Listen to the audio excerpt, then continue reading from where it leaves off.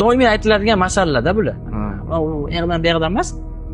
Shuni qilinglar shunaqa, maslahat qilayliklar. Nima uchun o'zi bojxona rasmiylashtiruv bo'yicha mutaxassisga murojaat qilish kerak? Mutaxassis o'sha import qilinayotgan tovarni TNV kodiga qarab buni o'rganadi. Unga qanaqa NDS to'lovi bor, bojxona boji bor, qanaqa sertifikatsiya talablari qo'yilgan, qanday shartlarni bajarish kerak. O'shalarning hammasini oldindan o'rganib, tadbirkorga maslahat beradi. Tadbirkor bunga asosan o'zini import qilmoqchi bo'lgan tovarini taqdiri haqida o'ylab, o'sha kelajakdagi bo'layotgan xarajatlarini, bojxona xarajatlari, sertifikatsiya xarajatlari, boshqa xarajatlarni hisob-kitob qiladi. Va shunga qarab o'zini biznesini rejalashtiradi.